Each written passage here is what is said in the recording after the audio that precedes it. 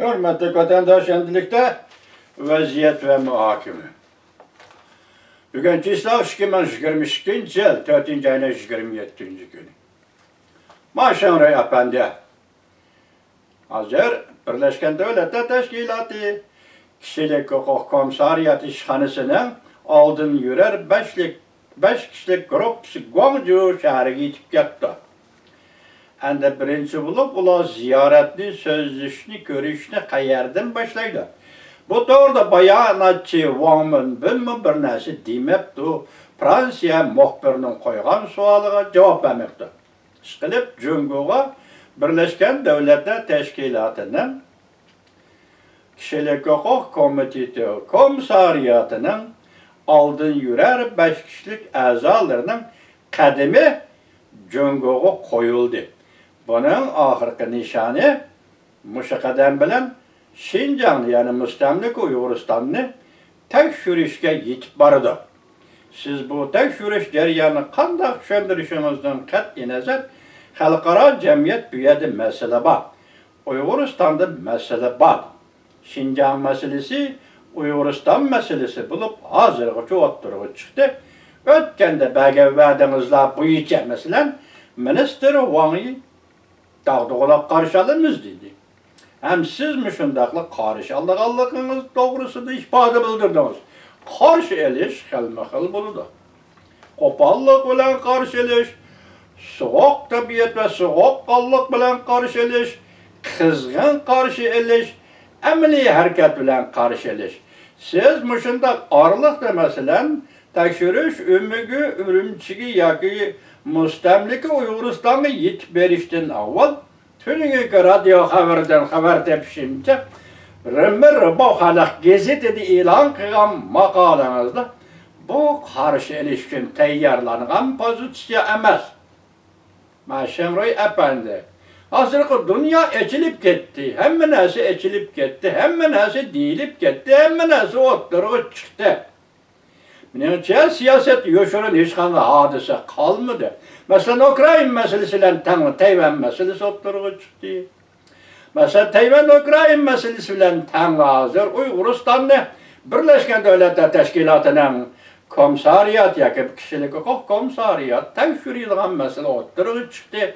Bu yerda bir o'xshatish bo'lsin yoki qiziqchilik bo'lsin, shuni deb qo'yaylikki, Mashamroy apandi 4. ayının 25. günü Birleşken Devletler Teşkilatı Kişilik Hukuk Komisariyatı'nın küçük bir grupsinin azaları Guangzhou'ya düşkende kızık, yani bir kızık şu oldu ki belki bundan avval Amerika Qo'shma Shtatlarının Devlet İştirakatı ve Antony Blinken ve Devlet Müdafaa Ministeri Lloyd Austin o'xshashli vaqt Ukraina'nın Kiyip şehriga tushib Prezident Zelenskiy bilan görüşdü. Bular belki bir o'xshash chiqdi. Yoki bo'lmasa o'xshash vaqt ichidagi bir hodisadir. Burada qat'iy nazar men bu tartibni, xalqaro tartibni sizga aytib berdim, Mashamroy efendim. Demakchi, Rimroba gazetida e'lon qilgan maqolangizni tushuntirasiz. Bosh turishda chang turadigan bo'libsiz. Qonun bilan bosh ko'rishda chang turadigan bo'libsiz. Men boshdan oxir aytib so'zlab keldimki, Tibet'deki tutkan muamelanız Tuncan bu. Birliksep muamelesi. 70 yıldan beri Uygurlar qaratkan muamelanız kanun bilen başkuruş yani diktatör bilen başkuruş. 70 yıldan beri. Bunun sebebi siz Uyguristan'a uruş devrinde askeri kısım bilen kirdiniz. Uruş bilen emas, belki Stalin'in başlap girişi bilen tinch yo'l bilan Uyg'uristonga kirdingiz. Urush davriydi, shunlashdi balki shuni asos qildinglarmi, Mashamroy apandi bilgili bo'lmaydi. Tibetga Tunjan birliksab bo'yicha muomala qilish, Uyg'uristonga qonun diktatori bo'yicha muomala qilish. Hozirgacha 70 yilda eshib ketdi. Mushuning asoslanganda tunigan Rimroba gazetida e'lon qilgan maqolangizda ajablanish bo'lmaydi, bu bir odat. Cungulukның adeti. Müstemlik Uyg'uristanning bosh ko'rishdagi bir adeti. Kirgan kundan boshlab taki hozir so'zlanib kelayotgan, takrorlanib kelayotgan bostirish.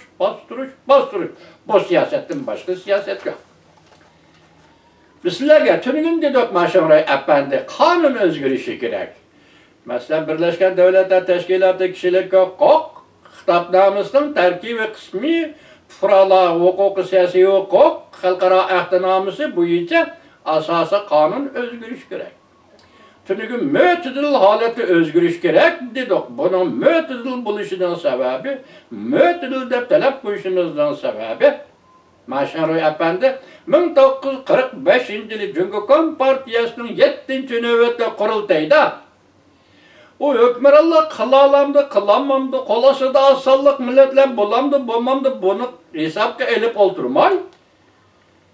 Şu vakitle Cumhuriyet Partiyası şunda karar kıyanadı. Asallık millete koşulup gitimiz dese kuş alımız, mecburlamayımız. Eğer çıkıp gidip devlet kurumen dese, ihtiyar devlet kurudu, devlet kuruşu yardımlaşımız. Mana bu Cumhuriyet asası kanundaki mütedillik 7. kurultayda oturup koyulgan. Endilikte Birleşken Devletler Teşkilatı'nın yukarı kanunu boyunca Cumhuriyet asası kanunu özgürdü. Birinci bulup Cumhuriyet asası kanunudan Şincan'ı ezelden tartıp Cumhuriyet'in ayrılmaz kısmı degen bir madde ötürüp taşlanıdı, elip taşlanıdı. Bir ahlak sıfatı ahlak xanaga taşlanıdı. Şu vaxtda Cumhuriyet'in asası kanun buldu Maşamray Efendi. Şu anda bu qatam Marsilat xanımını qabul qilgan konkurs nima ishlarni o'rinlashtirdingiz, buningda bizga xabarimiz yo'q. Tadbirlar nima, qanday qarshi edildi, buningda xabarimiz yo'q.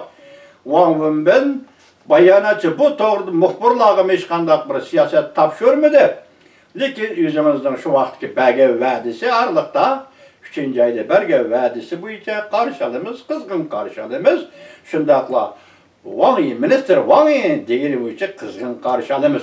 Men Aralıkda so'zlagan so'zlarimda Qosim Siddiq boshchiligidagi 5-6 nafar Uyg'urni turmadan qo'yib berishimizni, bo'libmi Qaramayda balalarga yetim qolgan balalarga insonparvarlik yordami ko'rsatgan Yusuf Soqolni ham turmadan qo'yib berishimizni talab qildim. Maşamray Efendi, biz odimiy munosabat so'zlashyapmiz siz bilan. Çünkü Uyg'urning axloqi sizning qonuningizni e'tirof qilmaydi. Bu ochiq maydonimizni bildirib qo'yaylik. Cumhuriyet mustamlikçilerinin her kadar kanununu Uygur'un ahlakı e'tirof qilmaydi. Bu ahlak bilan kanun o'ttirisi da hal qilg'ili bo'lmaydigan ziddiyat bor. Maşamray Efendi. Şuradan bir qatorda men bugun mushu leksiyani, ya'ni Maşamray bilan suhbat deydigan mushu leksiyani oxirlashtirishdan avval yana bir iltimosim, yana bir talabim yoki yana bir tilamchiligim hozir chet ellarga qo'yib bergan jasuslarimizdan zincirni ya qisqartiradigan vaqt keldi yoki zincirni uzib o'tadigan vaqt keldi. Zincirni uzib o'tadigan vaqt keldi degan so'z ular o'zini oshkor deyish kerak. Oshkor o'ttirib chiqib, o'zining kompartiyaning odami ekanligini, Lanjoda harbiy maktabda o'qib tarbiyalanib chiqqanligini va shundaq vagizalar boshqalarini demak, e'tirof qilib oshkor qarshi maydonga chiqish kerak.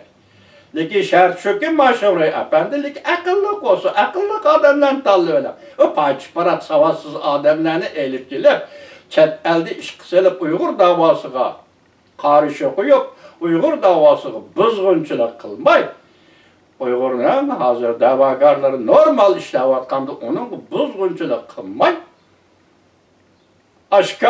oshkor elishadigan ish bo'lsa, biz unaga tayyor aqlligini fazileti bor bo'lsin kichikgina, qo'shig'ida ilm va bilim bo'lsin kichikgina, hech bo'lmaganda bir madaniyat saposi deydigan bir nimasi bor odamlaringizni qoldirib qo'yib, boshqalarni zanjirni asra qisqartishingiz kerak. Endi vaqt keldi. Oldimizda hozir xo'sh xabarni boshda aytdik. Davlat ishlar katibi Antony Blinken Jungo siyosatini belgilaymiz debdi. Ham buningda qanday siyosatda o'tirib chiqadi? Balki siz buningda allaqachon xabar topib bo'ldingiz. Hozirgi Jungoning alpozi va harakat muddaolari va harakat faoliyatlaridan qaraganda biz buni oldimizda Antony Blinken oldimizda e'lon qiladi ekan, qolgan so'zlar shu vaqt so'zishimiz.